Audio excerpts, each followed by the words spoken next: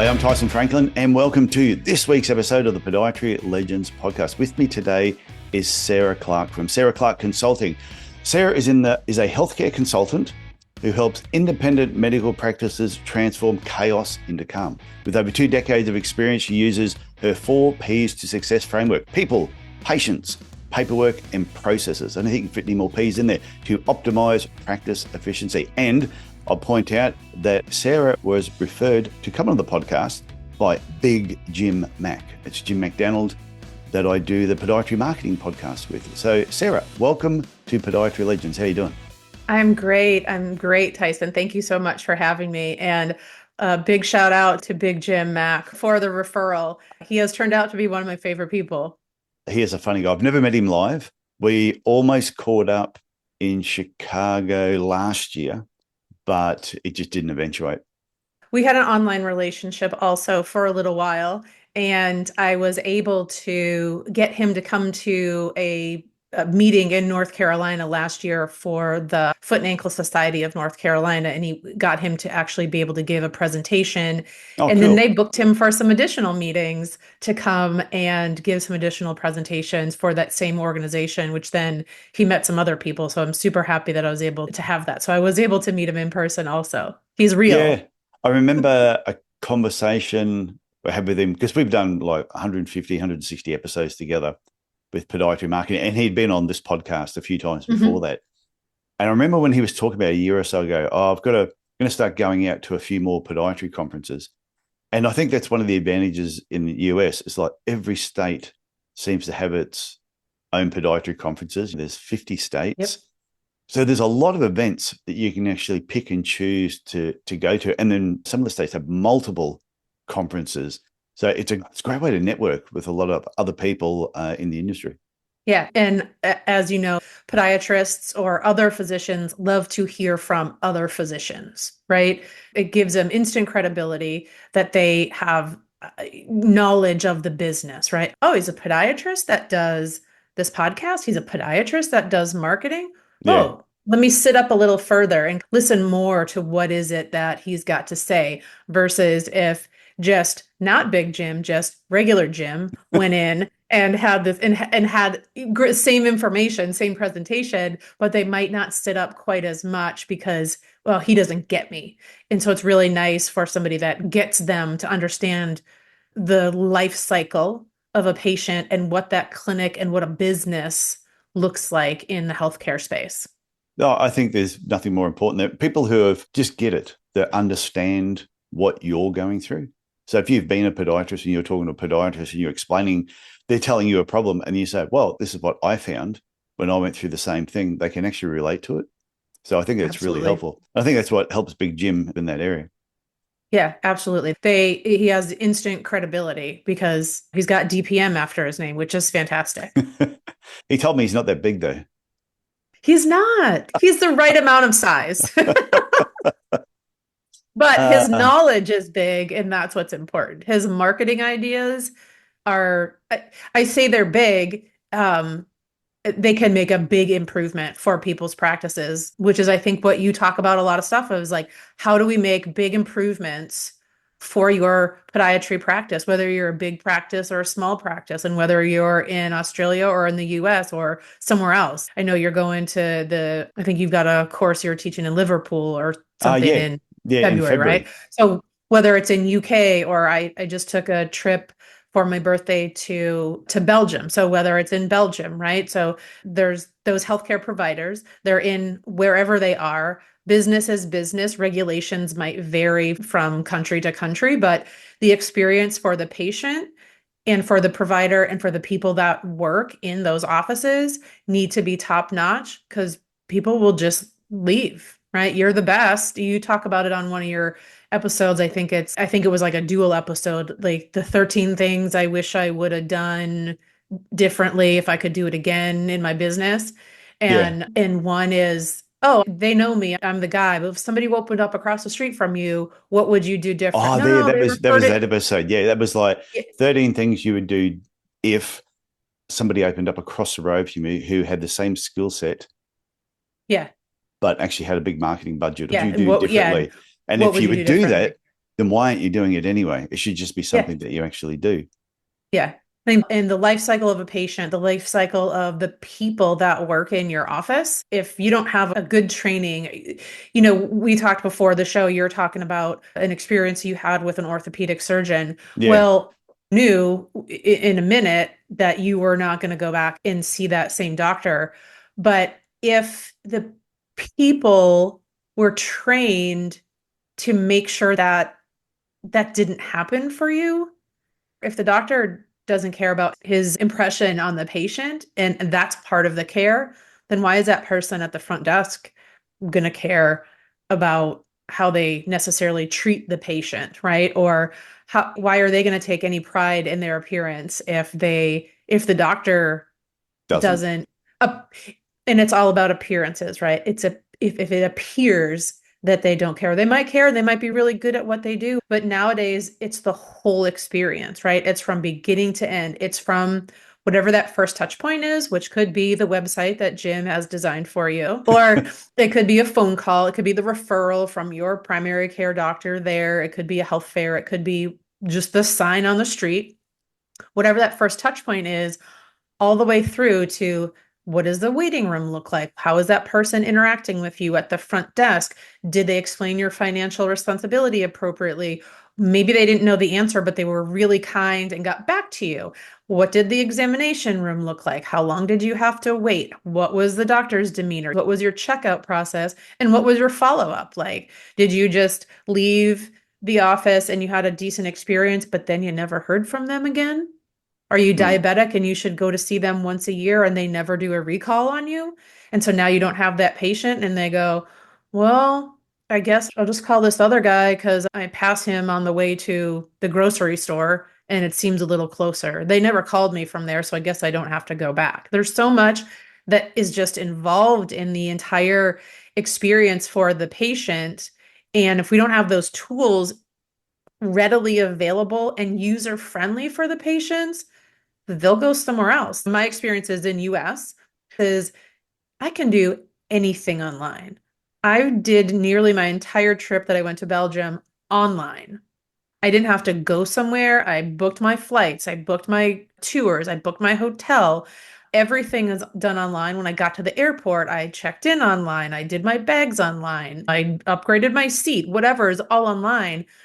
And you've got a patient that can't change their appointment and they can only talk to somebody between the hours of 8:30 and 4:30 Monday through Friday, or they can only pay their bill that way. It's lags behind and it makes it hard to run a business that way. But that's the way we always did it.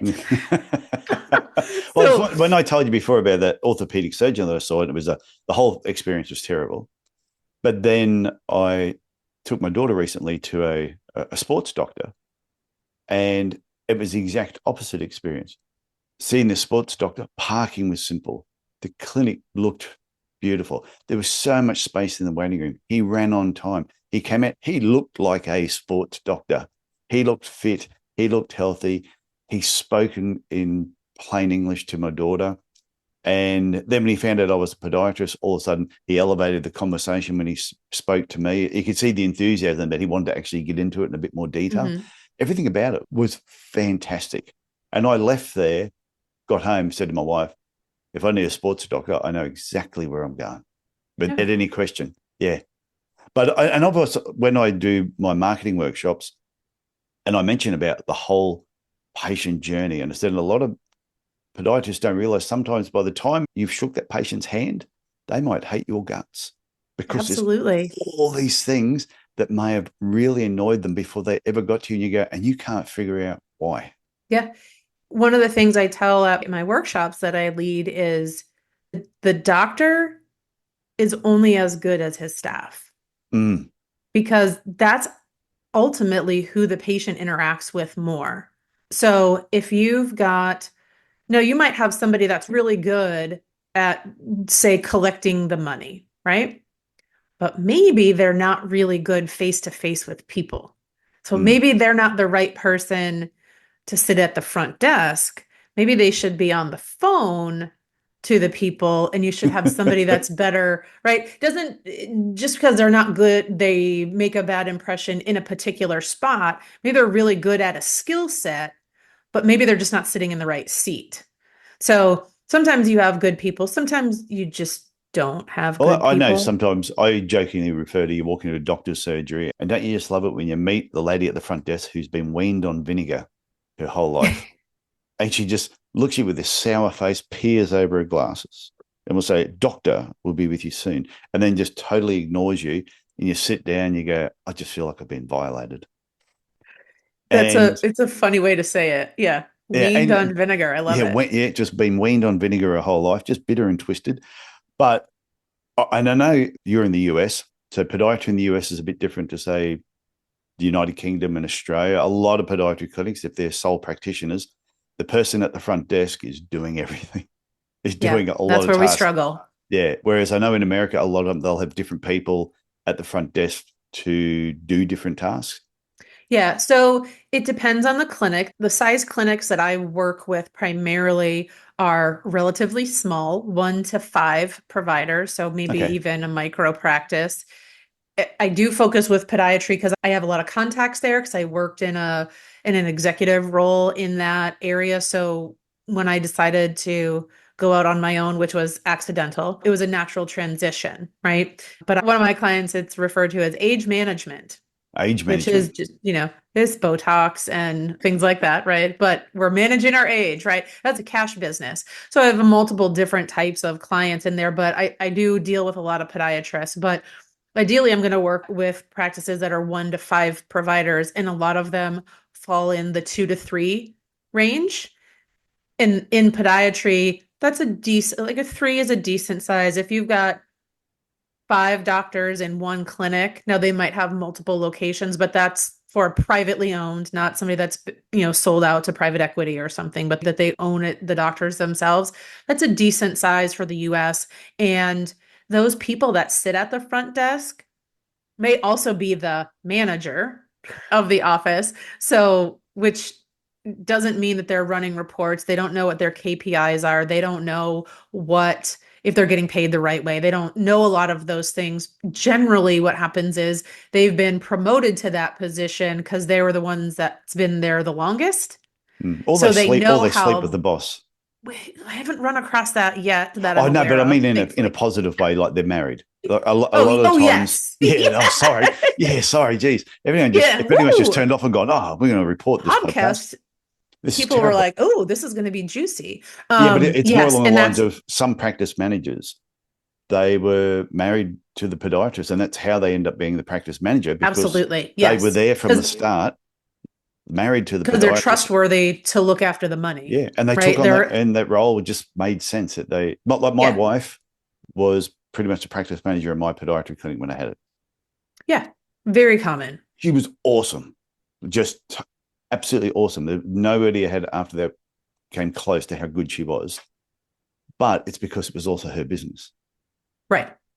There's So different things. yeah, Yeah, there's an ownership, and that's some of the stuff that I try to teach to people.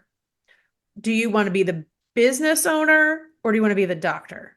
yeah, Because like you can still be the business owner, but you've got to let loose some of those things. And I think you talk about that on some of your podcasts as well. Like you can't do everything and do everything really well.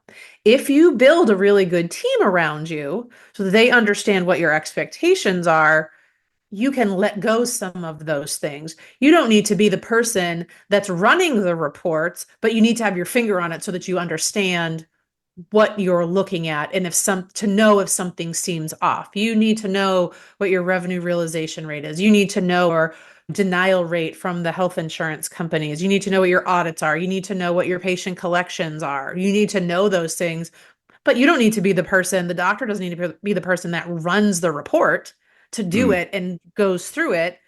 Somebody else should be doing that for them, also knowing it, reviewing it, and going, here's the summary of your report this month, right? And know what's going on. And a lot of the businesses, right? They don't need a full-time practice administrator, right? They don't need somebody full-time for 1, 2, or even 3 doctors, especially if they run pretty lean. They have a front desk person and two medical assistants, right? Yeah. Maybe that's all that they have. If it's two, it's usually at least going to be one medical assistant or nurse per doctor. Sometimes it's two, depending on what they see in their clinic. But I offer fractional services for that, right? So let me do your staff training. Let me make sure that those reports are on point. Let me make sure that your contracts are loaded in your system or that your EMR system is recording things the right way. Or if there's an issue in it, oh, your payment portal isn't coming through or whatever those kinds of things are. Let me handle those kinds of projects, report to you. You guys let me know what you need and we handle things that way. So they usually get a day of the week, depending what their actual needs are. But the doctor can't, especially if they want to scale their business, they Yeah. can't be in the business role of it and be in the doctor role because then the pajama time is too much. And they're in their pajamas when they should be hanging out with their family or just being in their pajamas. They're finishing notes or they're reviewing reports or they're looking at real estate or they're doing too much and they're exhausted and they're burned out and they're like, I don't even like being a doctor anymore. Yeah, I think it's a big part of it. I think when someone becomes a business owner and they still want to be the podiatrist that's seeing patients, it is a really hard balance. Yeah, And sometimes you've got to pull back on one of them. You can't be a full-time podiatrist and also a full-time business exactly. owner unless you don't care about the business. If you really just don't care about the business, then I think you can do it. But that's when your business just isn't run very well and you're always replacing staff and there's always problems. And like you said, and then you're always after hours sitting there in your pajamas doing Yeah. paperwork Nobody at night wants when you that. should be with your family.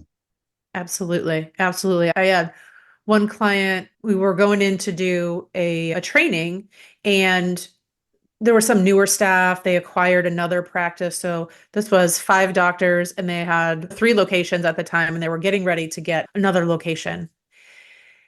And offices, absolutely beautiful, state of the art, whatever you needed, absolutely gorgeous. Floors were gorgeous. Big TV, waiting room was open and beautiful. Exam rooms were nice. People were dressed appropriately.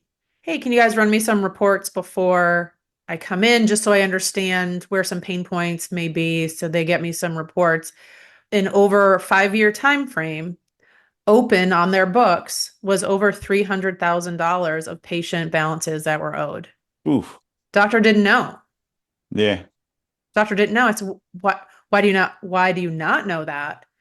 And the staff said we didn't know how to read in our system, in our practice management system, that they had a past due balance.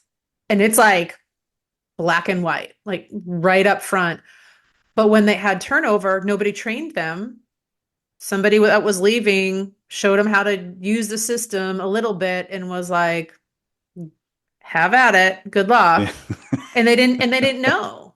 And they had some of it was really old. They pleaded ignorance and like, well, we didn't know and we don't know how to do collections or whatever. So I made a course as soon as I saw that, like a week before I got there. I was like, oh boy.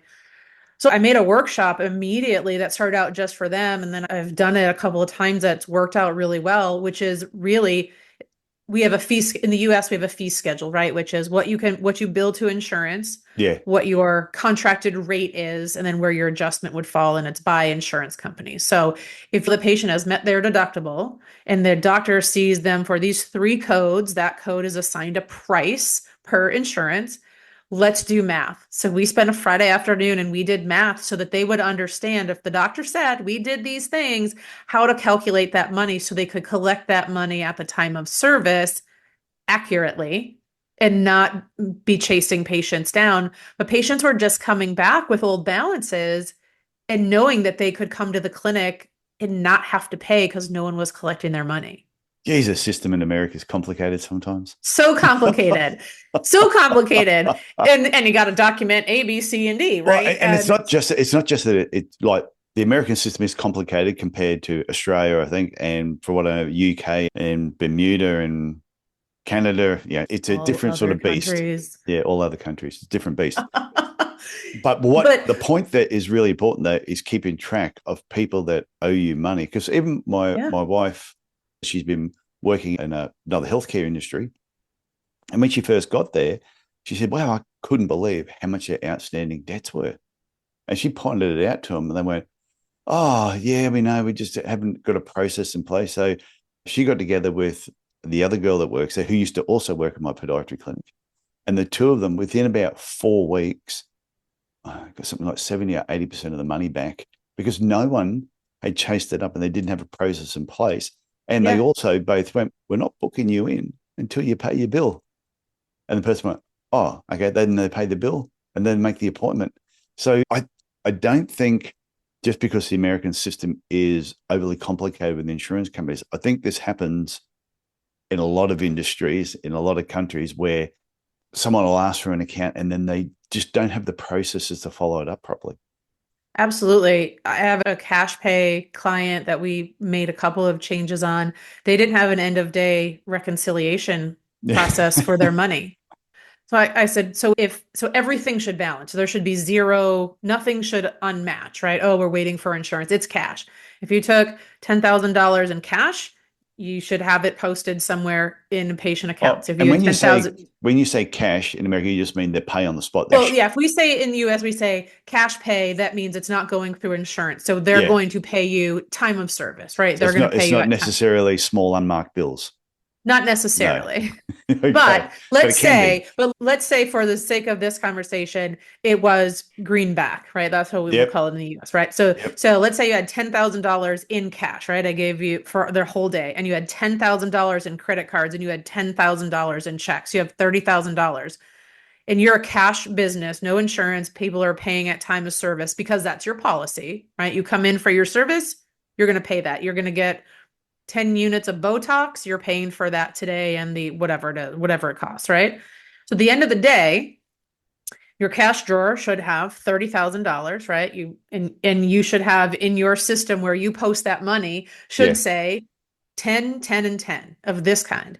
If one says 9, you don't write error someplace and just go, I don't know where that money is, and nobody follows up to check on it. Somebody's stealing, or you're bad at math, right?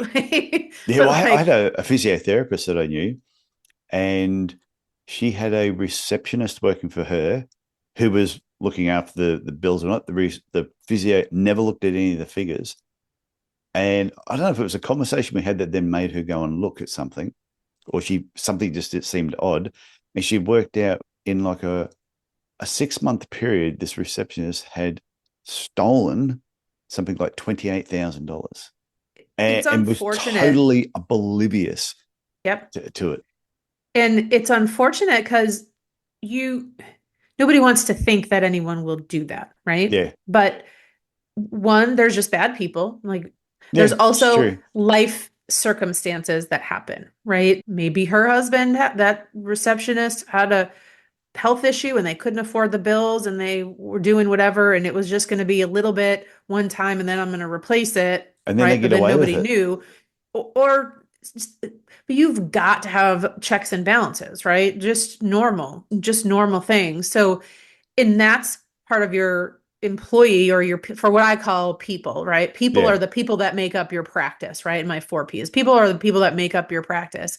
You need to trust them, but you definitely. also need to have those checks and balances in place just in case. Because let's just say that person is super bad at math and their calculator was out of batteries and it didn't work out well and they got busy and something got tucked under the drawer. Like let's just say it's an honest mistake. Just to have somebody to back it up to make sure that the deposits are consistent and that they're accurate and that they're recorded correctly, because what if that patient comes back in 2 months and they know they paid $200 for that service they had that day, and they come in and their account reflects that they owe $100. Hey, that's And what they happened. know that they, That's how the physio found out about what the receptionist was doing. The patient came back, I think it was a week later, with their receipt and said, "Oh, there's an error on the receipt. Could you fix this up?" And that receptionist wasn't here. When they looked at the receipt number, and this was back when they were doing manual handwritten yeah, yeah, receipts, yeah.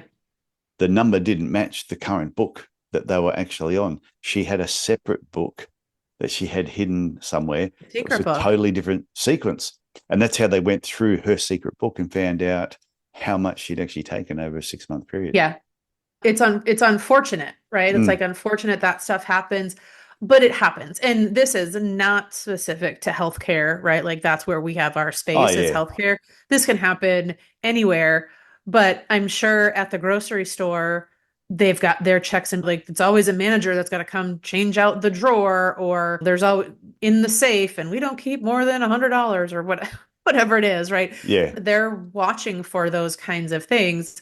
Plus, if you have ways for patients to pay online and have a different experience for them, they can get an e-statement or something where they can click it right there. That's going to your bank directly, a secure portal, versus you can only pay in person, right? So there's other ways of doing things, but having those checks and balances in place. And I think podiatrists go to medical school, right? We're not going to business school Yeah. most times. There's a few here and there, not just podiatrists, but any physician, right? If they wanted to go to business school, they would have gone to business school and not medical school.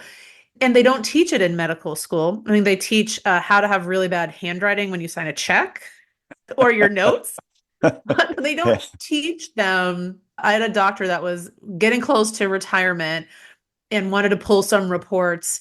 And I was helping him pull the reports. And I said, do you use QuickBooks?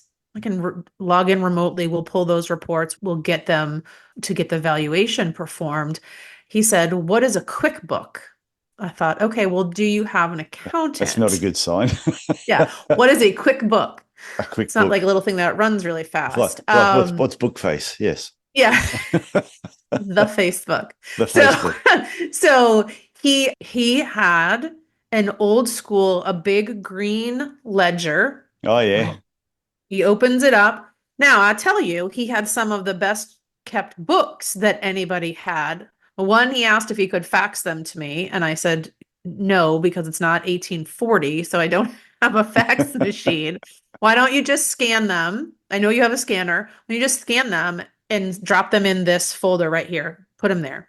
So he copied them and mailed them to me, which was fine. And then I scanned them and uploaded them for the business that we were looking to sell.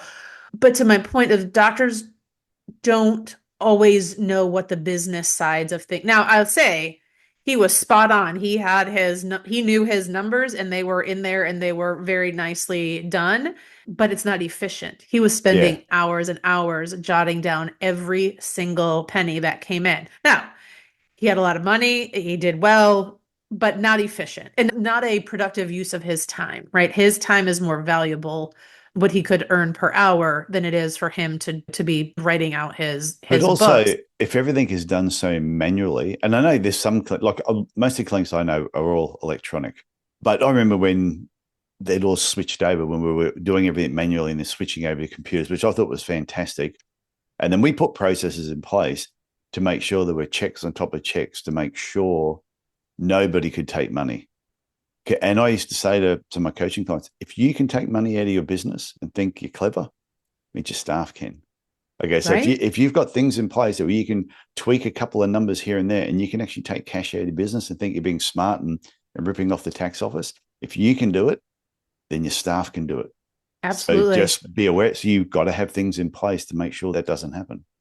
And I think at least the people that I work with, when we start, they think that they have processes in place until you ask them, what are your processes for this?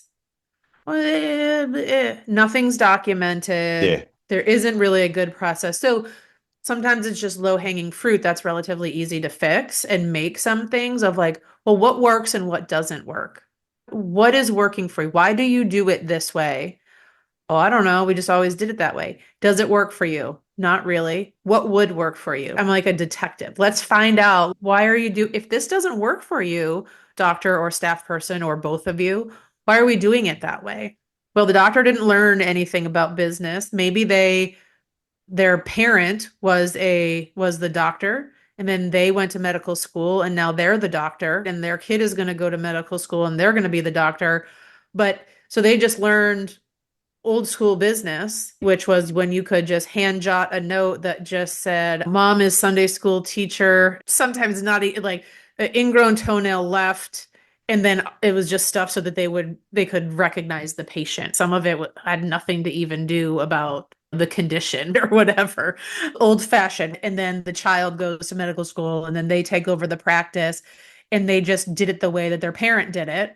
And then their kid's going to do it the way they did it without actually reviewing a process, designing a process, tweaking a process, reviewing a process, and making sure that it actually works. Mm. On one of your podcasts, you called it a disaster folder, I I'm a think. disaster folder, yeah. Yeah. So at this event that the North Carolina, they do it every year. So you mentioned states. So states have different conferences every year because they require different number of certified continuing medical education units. So generally each state's going to offer something. So North Carolina does it again every year. The doctors get theirs. They have an assistance program, which is for all other staff members.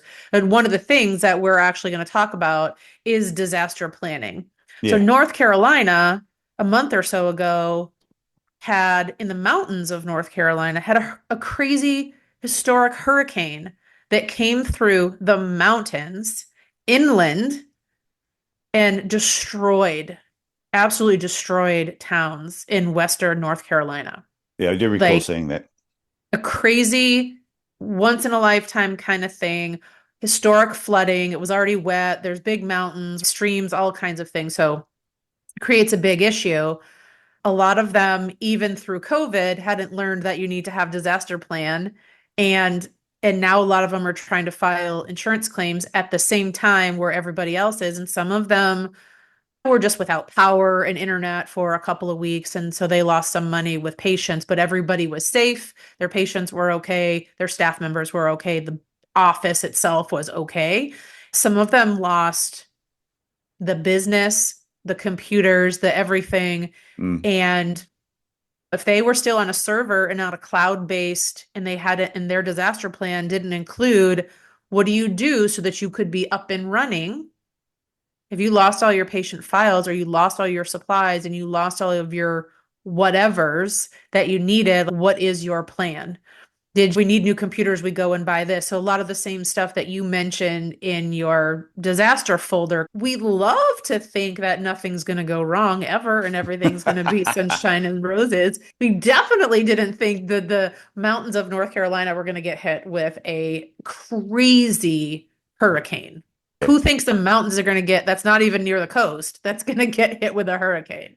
Where I'm in Cairns, we actually live on the coast, and cyclones or hurricanes, as you call them, are just something that we live with every year. We're wondering, are we going to get one, or how many are we going to get?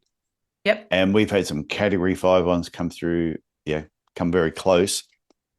So and that was how the whole disaster folder started. Yeah. Was because You I have thought to. if you turned up and your clinic was not there the next day, you should be able to get up and running again within about 48 hours. You should just have a plan in place, and your whole team should know what the plan is. So if you're sitting on a beach in Hawaii enjoying yourself and they all rocked up and the place was gone, they know what to do next. Yep. Absolutely. And Where then do you they get the call you and computers go, from? this is what we're doing. Yeah. Absolutely. So we're going to talk about one of those things to get them thinking about there's business stuff that you used to be able to put out a shingle, and then you walk down to the GP down the street and you say, "Hi, I'm Dr. Tyson and I have a new office open." Yeah. Okay, cool. We'll send you patients, right? Yeah. We'll Or send an you ad in heaps. the phone book, right? Yeah. You put an ad in the phone book. You can't have an ad in the phone book or just have a website. You've got to have something that is engaging, and you just like any business owner, who's your ideal client? Who do you want to walk through that door? Do you do wound care?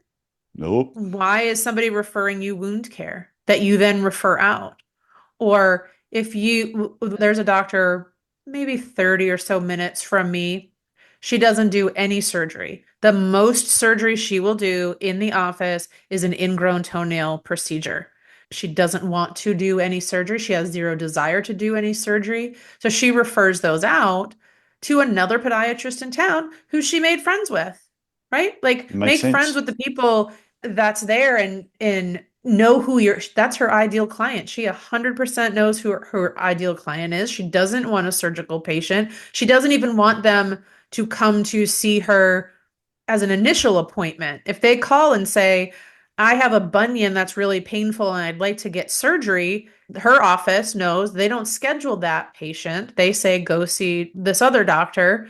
Dr. So-and-so doesn't treat that type of condition. Oh, my friend said she's so good. She is really good, but Yeah. shouldn't see that patient. Unfortunately, she can't help you, but this guy is really good, et cetera, et Yeah. cetera. Like developing those relationships. I was talking to someone recently and they said, oh, I don't do any marketing. I went, seriously? And they said, no, I don't do any marketing. I went, okay, you got a website, haven't you? They went, well, yeah. I said, well, that's marketing. I said, and you're not happy with the patients you have at the moment. They went, no. I said, well, I went to your website and it screams everything you hate. That's what it's telling me.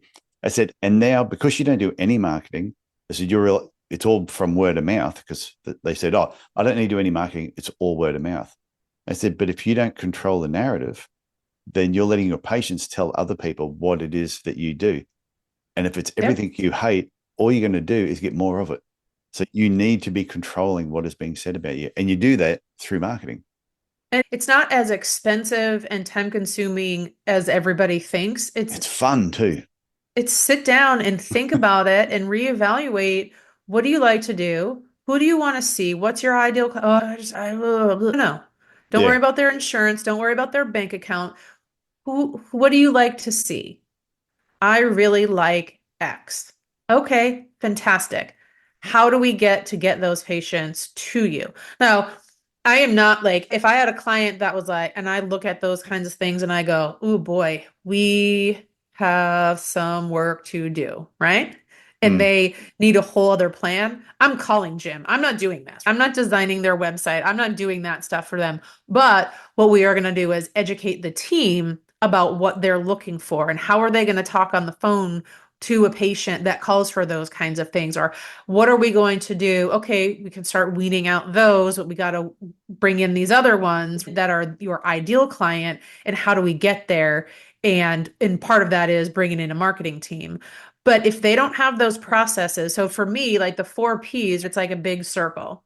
If you don't have your people in place, the people that work for you in your office, if you don't have that in place, if you don't have your paperwork, which is your EMR, the stuff that you have to do, like all the Yeah. stuff that we just talked about, the marketing, the paperwork, the budget, the making sure your finances are on track, the reporting, you don't have your paperwork lined up or efficient. If you don't have your patients' expectations being met, because you don't have any processes, none of those things are going to fall into place anyway. And then if you don't have the processes, your people don't have their expectations, your paperwork is going to be inconsistent across the board. Your patients aren't going to have a good experience. They're not going to want to come back. And it's just going to come back to, what's the problem? I didn't have good processes in place. This is not rocket science, right? It's not, but because they're so focused on, oh, I'm a doctor, I'll get to it later, I'm really busy. To me, I don't like the word of saying I'm really busy. Everybody's really busy. We all have the same number of hours in the day, whether you're down under or not. It's the Yeah. same number of hours. How you use those hours, but what do you make a priority?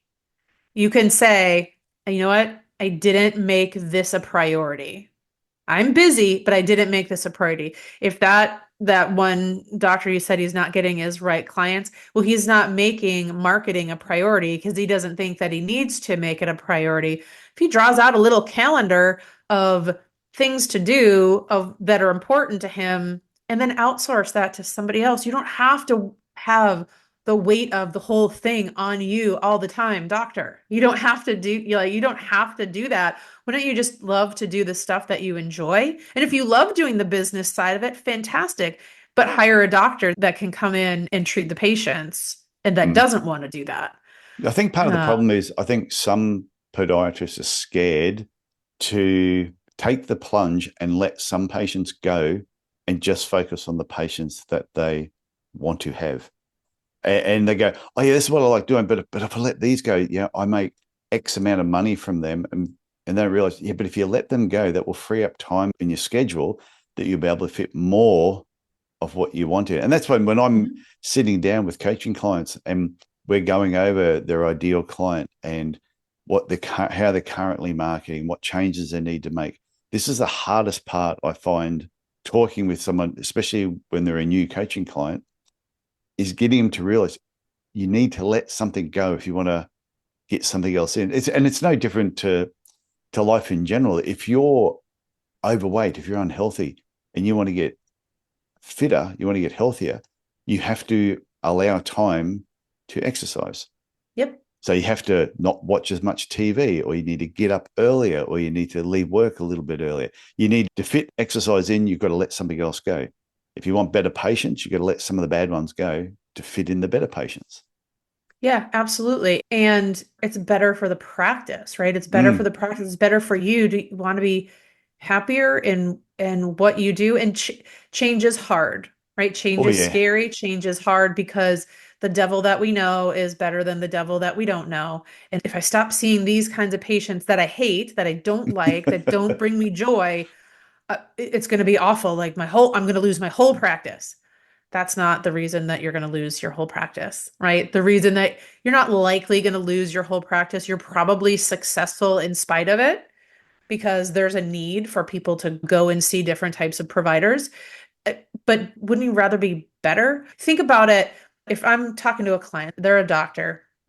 When you go to another doctor's office, what are your expectations when you go to their office? If Mm. you walked in and had the experience that you told me about when you went to see that orthopedic surgeon and it was difficult to get in and out, you didn't know what your expectations were, the person at the front desk wasn't super nice, you just sit down, they ran behind, the doctor was all disheveled and didn't seem to pay a lot of attention Yeah. to you, would that be a good experience? But it hurts and it's hard to really take a look at yourself that same way. But if you feel like your expectations aren't being met if you were to go into your office, you have to take that hard look, whether you hire myself or a secret shopper to go in and be a fake patient and tell them about the experience, or do it yourself and really take a hard look and go, oof, God, this waiting room looks terrible. In the United States, there's a restaurant called the Waffle House. Have you heard of the Waffle House? I have, It's and usually it's like a it's an all 24-hour like a diner. Generally, you're going to see people there 2, 3 a.m. after they've had a night of drinking, yeah, right? It's that kind of place. But there's always a light out on one of the signs, and you're like, that's going to be some shady characters. But that light that's always out always seems to be the W, and it's the awful house, right? People oh. joke, they call it the awful house, right? But they're still they're still going uh, there that's funny. even though the eggs were greasy and the bacon wasn't crispy and whatever it is, but they didn't care because they had a few drinks and they got what they needed at the time. Yeah, And they'll say the next morning they feel terrible, not just from the drinking, but from the food. They're like, oh my God, it was so greasy. I'm never going there again. but And they in do. 3 months or next year, they'll go back. You don't want your practice to be the awful house. Yeah, You don't want a light out in your sign. You don't want it to look gross when people come in. You want to be, that's your business, that's your name on the door. You want to be yeah, proud when you walk in there. And if doctors are always using the back door instead of coming in that front door that the patients come in, they might not even know that nobody cleans up in the front or that the paint is all chipping and jacked up from chairs hitting or it could or be a body out whatever. there. You wouldn't know. You I know? always joke and say that you should go out the front and have a look, because what if there's a dead bird that's banged into the door and it's dead at your steps and it's just decaying over a couple of weeks? And I used to joke around about it. And then I was going to my physio and there was a dead bird near the front door. And I went, huh. So I What are took the a odds of photo. I that? took a photo of it. And because I just happened to I was about to do a marketing workshop. So I took a photo of the dead bird. But then every time I went back there, I just kept seeing this dead bird decay, and the cars were driving over it until eventually it just looked like someone had dropped a bag of flour, because it And just that's all decayed you can, down to nothing. But every time I went through there, I just kept checking the dead you're bird. To and me, I that's found it all you amusing. think about. Yeah, I thought it was amusing because I keep talking about the dead bird, Yeah, but there it was. it is You really, really manifested important. that to happen. Yeah, yeah, I know. But then that's all you think about, right? So once you see something or you hear a name or you're like, oh, I really like that new car. What is that? Now you see them all the time, right? Or you Mm, you learned a new word and you hear it all the time. And you're like, I've never even heard that word before. But once you become aware of something, sometimes you see it all the time. Now, like you see that dead bird and you're going to that office, and that's the only thing that you think of every time you go. And you're like, wonder how now you're like, it's a challenge. I wonder how long it's going to take for somebody to pick that up and get that out of the parking lot. no, it stayed there until Nope, it not turned this into week. flour. No. Not this week. And it never happened because somebody didn't care enough to once a week to go out that way and see what the patients see. And it's hard, change is hard, but take that step back and go, if this is the experience, if I was to come here as a patient, is this the experience that I want to Mm, have? And if the answer is no, manage change like small. It doesn't have, you don't have to do everything at one time. Like pick the dead bird up.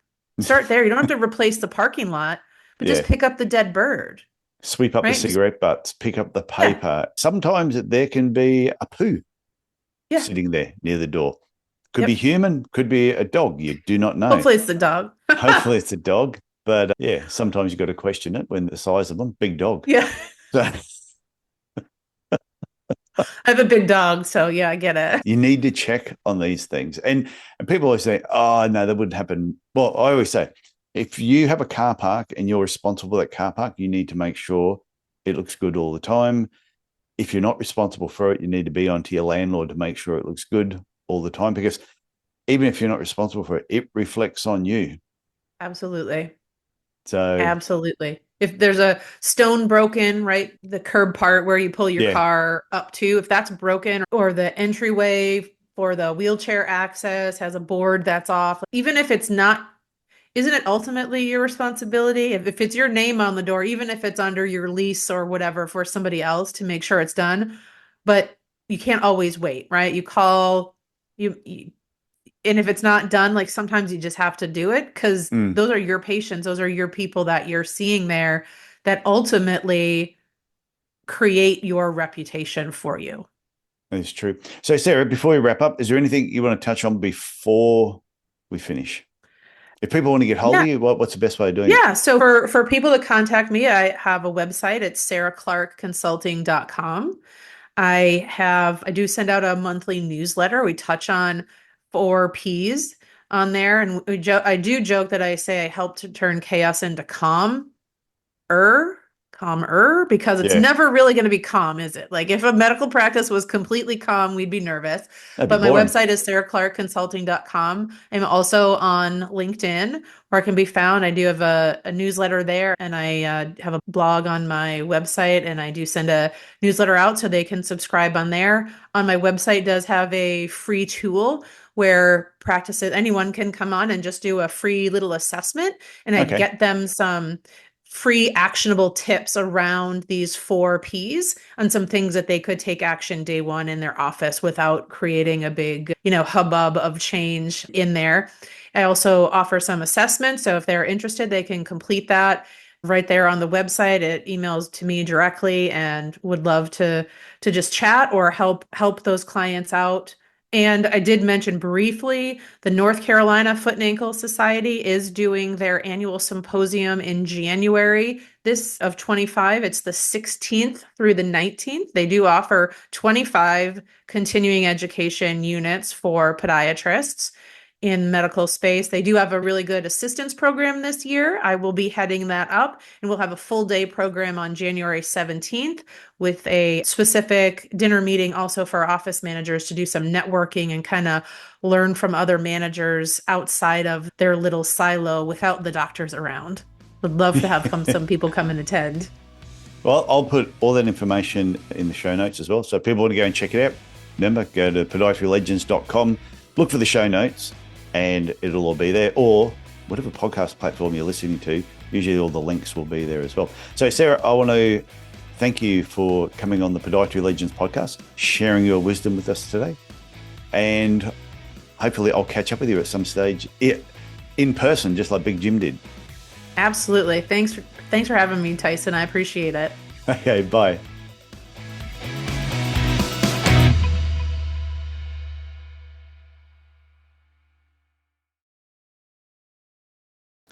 Well, if you're still here, that means you have hung around for the secret message that I occasionally put at the end of some podcast episodes. Don't do it all the time.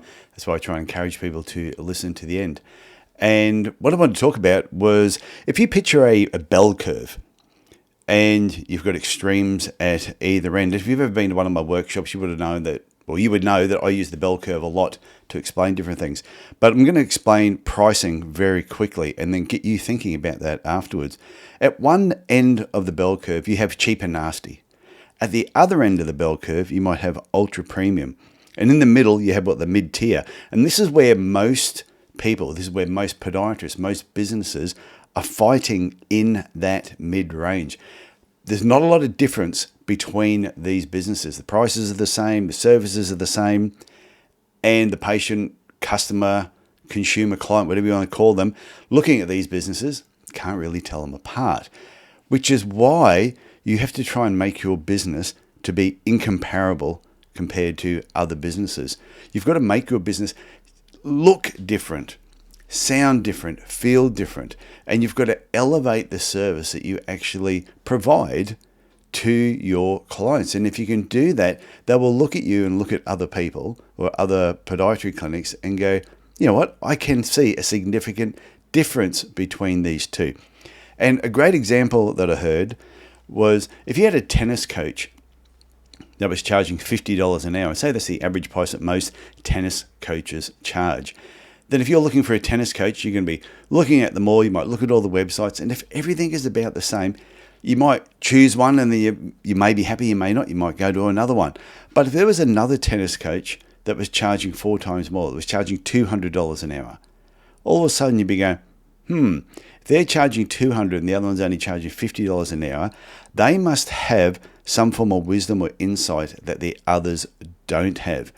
And what's interesting for that tennis coach, he can see 4 times less people and make the same money that the $50 an hour tennis coach is charging. Just think of that at the moment.